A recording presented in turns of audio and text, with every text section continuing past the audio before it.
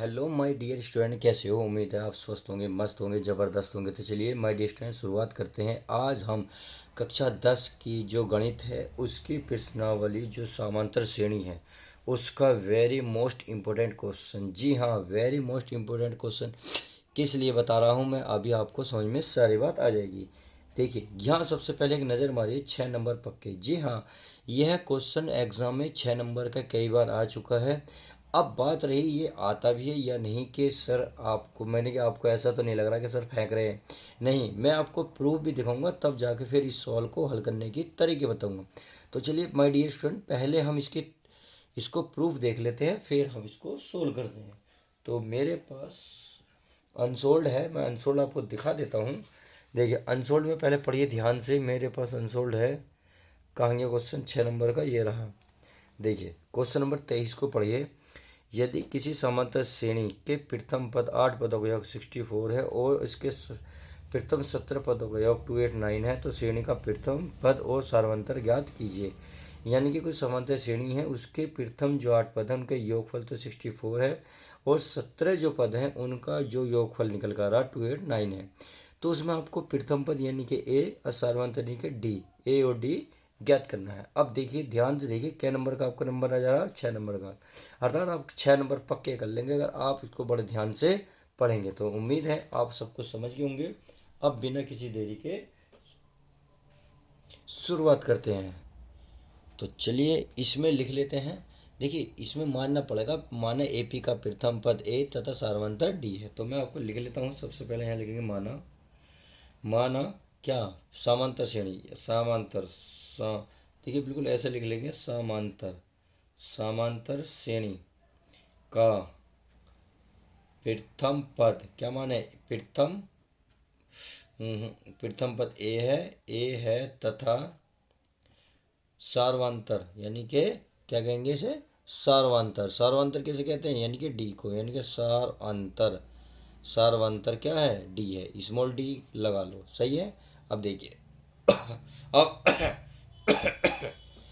Question के according यानी कि प्रश्न अनुसार, आप कह सकते हैं प्रश्न अनुसार। आप यहाँ चाहो तो आप क्वेश्चन टू अकॉर्डिंग लिख सकते हो, अकॉर्डिंग टू क्वेश्चन, सही है। अब उसमें क्या करा है? किसी समांतर के प्रथम पदों का योगफल 64 प्रथम।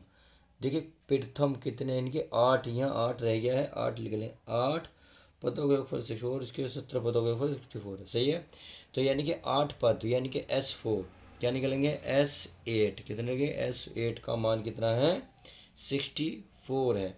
अब चूंकि देखिए यहाँ आपको एक फॉर्मूला पता होना चाहिए। SN बराबर होता है N/2 2A + N-1 into D. ये इसका क्या होता है? फॉर्मूला होता है। एन का एन होता है जो पदों की संख्या, कितनी देर की? 8। तो एन के स्थान पर 8 रखेंगे, सही है। तो इसका फॉर्मूला बिल्कुल यही रखेंगे, यानी कि 8/2 2A + 8-1 इंटू डी बराबर कितना? 64, सही है। अब इससे 2 से कितनी बार कट रहा है? 4 बार। कितनी बार? 4 बार। अब 4 इधर गुणा में उधर जाकर किस चीज़ में पहुंच जाएगा? भाग में। तो यानी कि ये बचेगा 2A + 7D बराबर 64/4। अब 4 से क्या करो? 4 से भाग दे लो, तो 2A + 7D बराबर ये आ जाएगा, यानी कि 16। कितना आ जाएगा प्यारे बच्चों? 16। तो आप इसे क्या कहो? समीकरण 1 कह दो। क्या कह दो? समीकरण 1। अब चलिए पुनः प्रश्न अनुसार, क्योंकि इसने फिर बोला कि और इसके प्रथम 17 पदों का योगफल का देखिए फॉर्मूला लगाए, क्योंकि योगफल बोला है इसलिए हमने योगफल का फॉर्मूला लगाएंगे। अब के 8 के स्थान पर कितना रखना? 17, सही है। 64 के स्थान पर कितना? 289। तो चलिए यहाँ फिर लिखेंगे वही पुनः, क्या लिखोगे? पुनः प्रश्नानुसार, पुनः प्रश्नानुसार। तो चलिए पुनः प्रश्नानुसार कर लेते हैं। यानी कि ये करें 8 17 बराबर, सॉरी एस है, आज गलती क्यों हो रही है? 8 17 बराबर कितना है? 289 है। अब इसका फॉर्मूला वही लगाएंगे, यानी कि 17/, कितना लिखोगे? 2A, 17/2 2A + 17-1 इंटू डी, अब बराबर 289। अब देखिए ये 17 से कट रहा नहीं कट रहा? बिल्कुल कट रहा है। अर्थात इसको उधर ले जाओ, ये जो बचेगा आपके पास, ये बचेगा 2A + 17 में से एक गया 16D बराबर 289 ये ऊपर है तो नीचे आ जाएगा 17, और ये नीचे है ये पहुंच जाएगा ऊपर। अब 17 17 गुणा 17 17 कितने होते हैं, 289। समझ में आ गई। अब चलिए मैं एक पेज ले लेता हूँ क्योंकि पेज ये ऑलरेडी भर चुका है।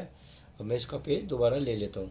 तो अब आप देख रहे होंगे यहाँ क्या है, 2a कितना बचा है, ये बचा 2a प्लस 16d बराबर बता 17 दूनी 34।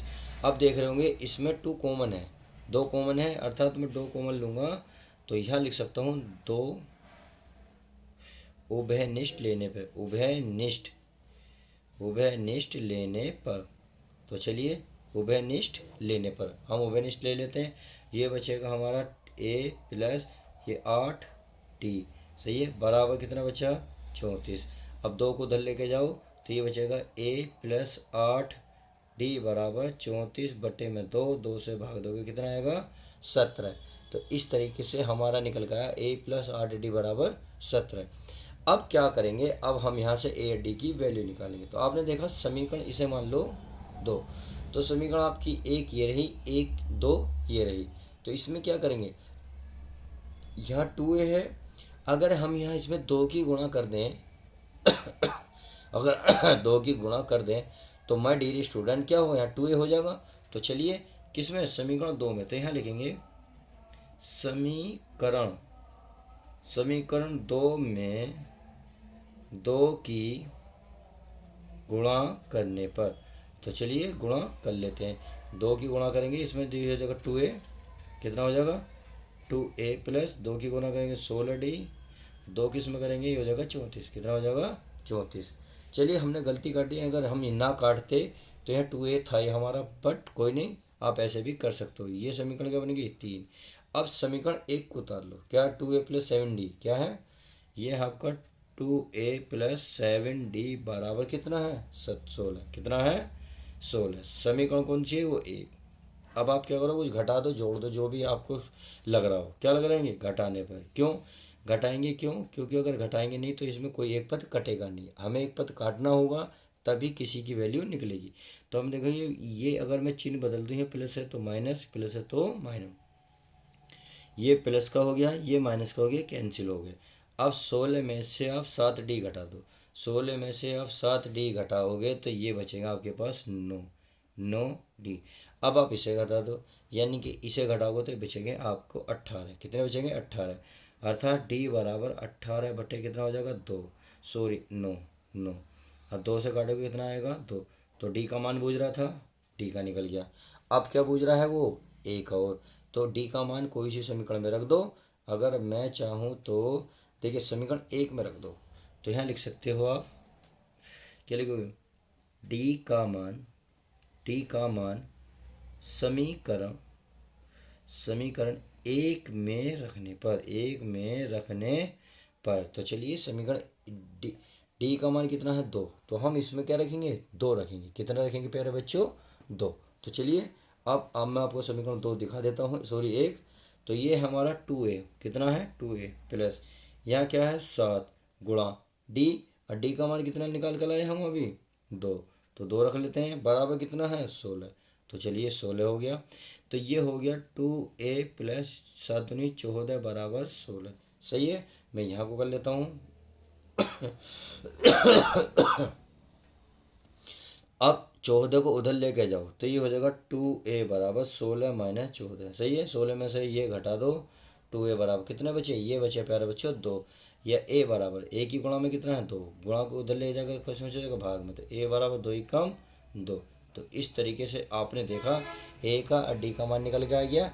तो अतः आप लिख सकते हैं, अतः a बराबर यहाँ लिख सकते हैं, अतः a बराबर कितना प्यारे बच्चों 1 तथा d बराबर कितना 2, और यही आपका राइट आंसर हो जाएगा। तो इस तरीके से आप इस सवाल को जो 6 नंबर का है एग्ज़ाम में बहुत अच्छे से हल कर सकते। उम्मीद है मेरे द्वारा वीडियो बहुत अच्छी लगी होगी। अगर वीडियो अच्छी लगी तो प्लीज़ इसे दोस्तों में ज़्यादातर शेयर करें। मिलते हैं नेक्स्ट वीडियो के साथ ऐसी ही धमाकेदार वीडियो में।